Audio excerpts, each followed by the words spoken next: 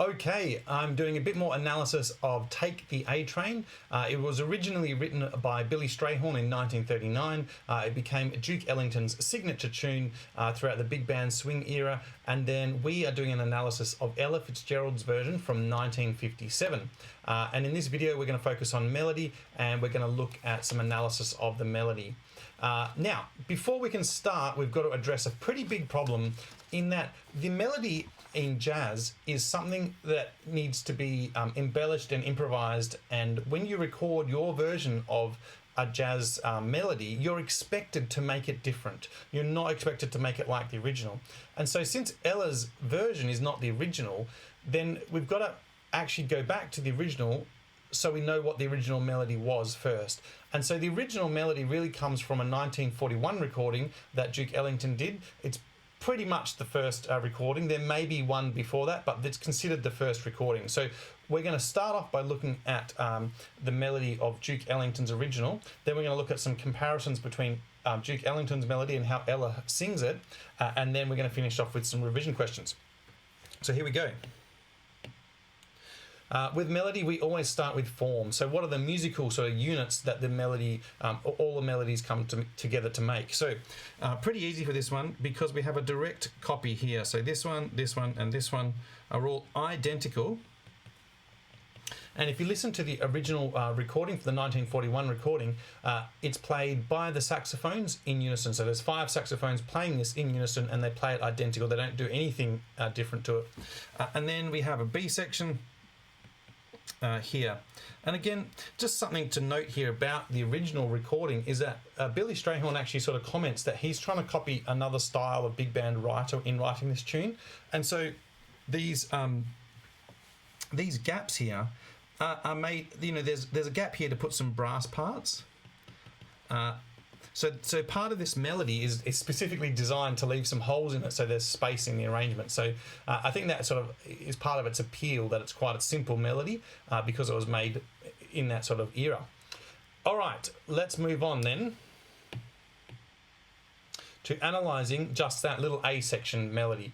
And the reason we need to analyse this melody is because for all intents and purposes, this melody shouldn't really work. It doesn't make a lot of sense.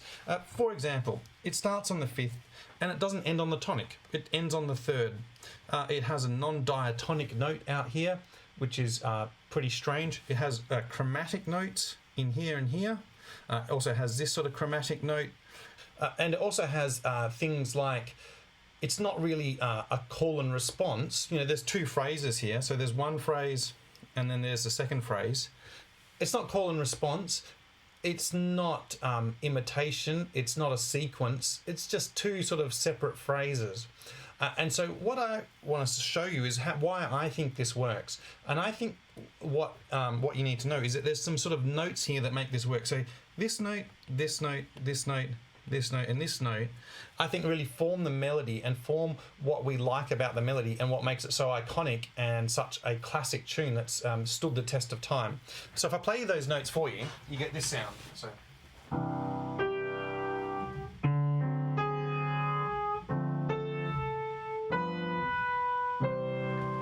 again. So when you hear it like that, you think, oh, that's the melody that I'm expecting. And I think you on top of that, what you get is you get a combination of stable and unstable notes. So this is pretty stable, this G, and then you get this is very unstable, we don't like that. Then this is stable, this is very unstable, and this is stable. And that gives it that forward momentum. And you could perhaps even say it's like not quite that clear cut, like this first one is maybe half stable, this is really unstable, this is half stable, and this is really unstable, and this last one is very stable. And that gives you that momentum.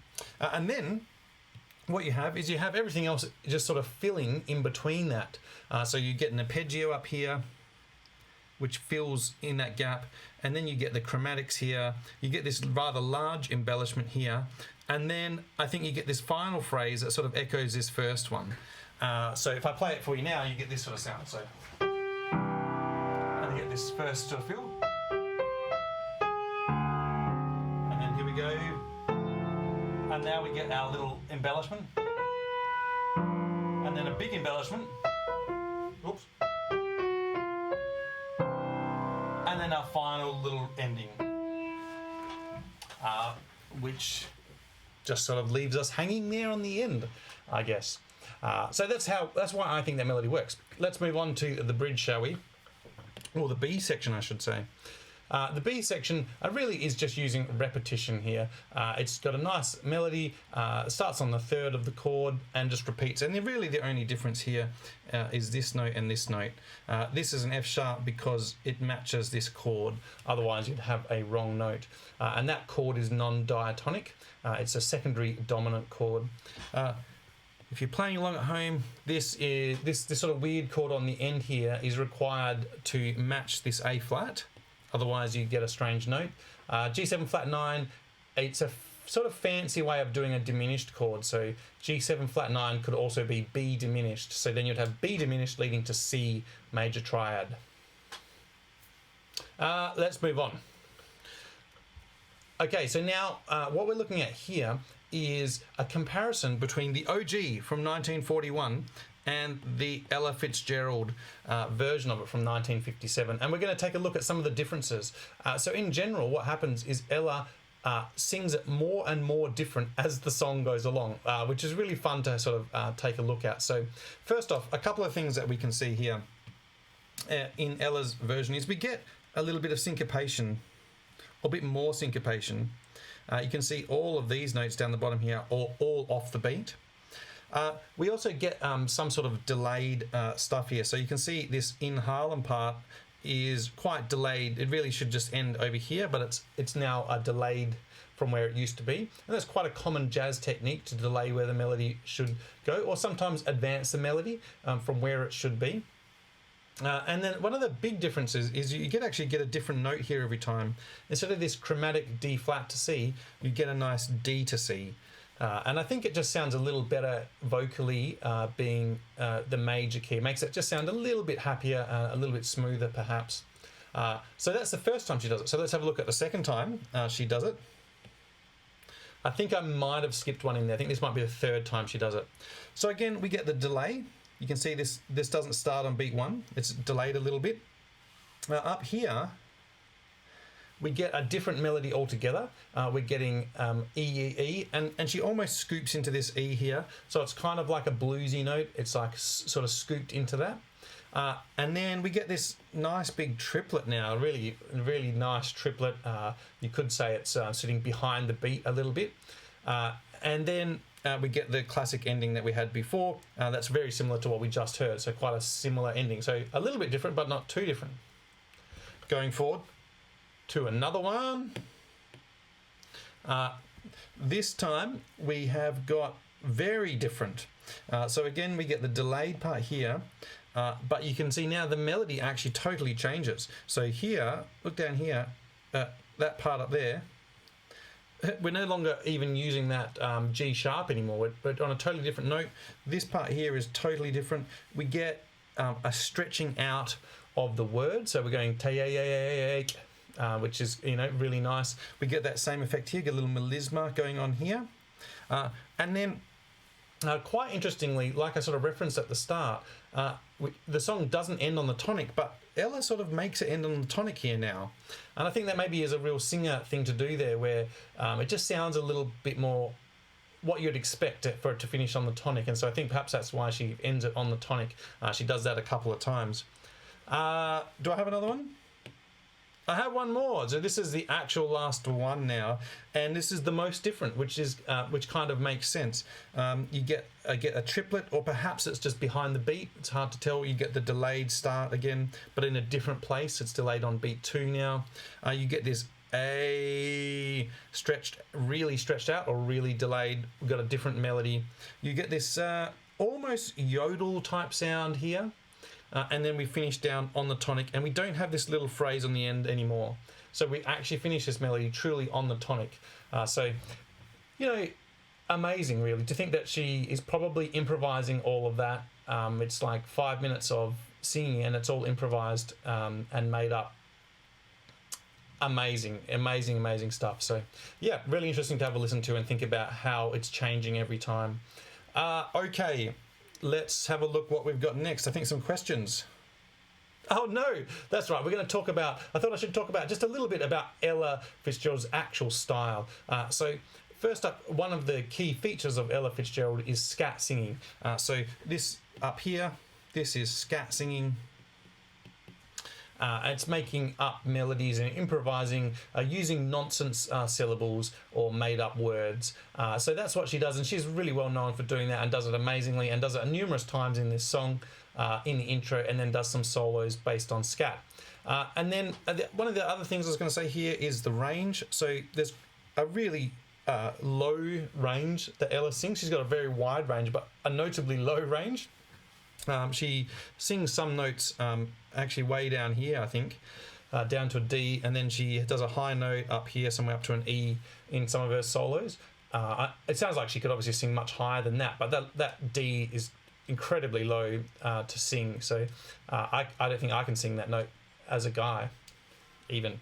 So, you know, wide range is something useful. She has a tremolo that she does a lot, so you know it sort of starts off pretty straight and then these notes start to wobble quite a lot. Does a lot of scoops, as I've talked out, so she will scoop into these notes. She doesn't just hit them clean, and that gives that little blues inflection. I haven't done an analysis of it, but oh, I dropped my pen. Wow! But I suspect that she's doing it on the blues note, so I suspect there'll be a lot of sort of E flats to E naturals is where she does it quite a lot. And the other thing she has is amazing diction and amazing articulation and amazing intonation. You can understand all the lyrics she's saying, and you think she's improvised the whole thing and just about everything's in tune, you know, which is just amazingly difficult when you think of all the chromatics and all the things she's making up and doing there. It's very, very impressive, and that's why she's, you know, probably the most famous jazz singer. So yeah, I'm sure there's much more that could be said about Ella Fitzgerald, but that's my brief one look at it. All right, now there must be some questions now.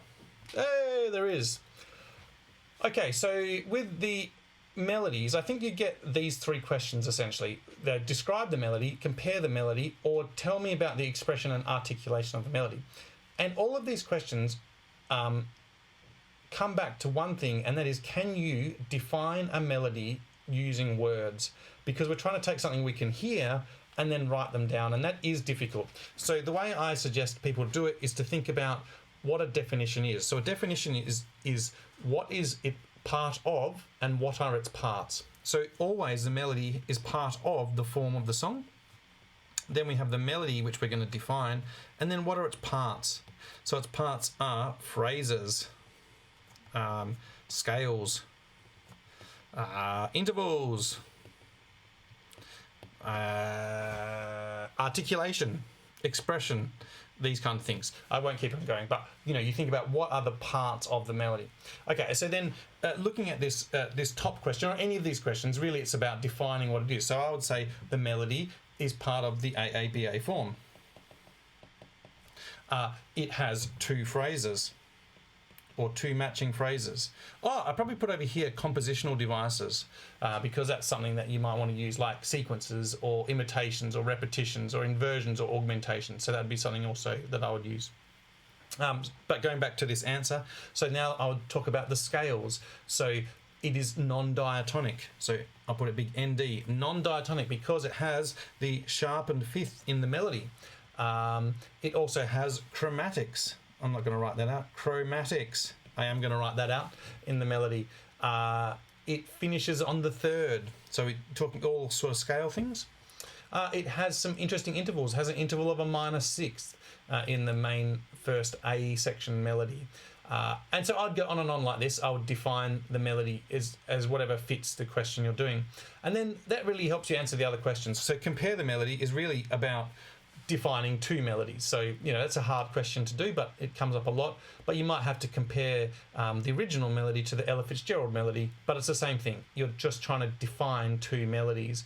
And the same at the end there, the expression and articulation, you're defining a melody and then you're telling us just more specifically about the expression. So it's the same thing, define the melody, but maybe try and stick to expression and articulation rather than all the other stuff.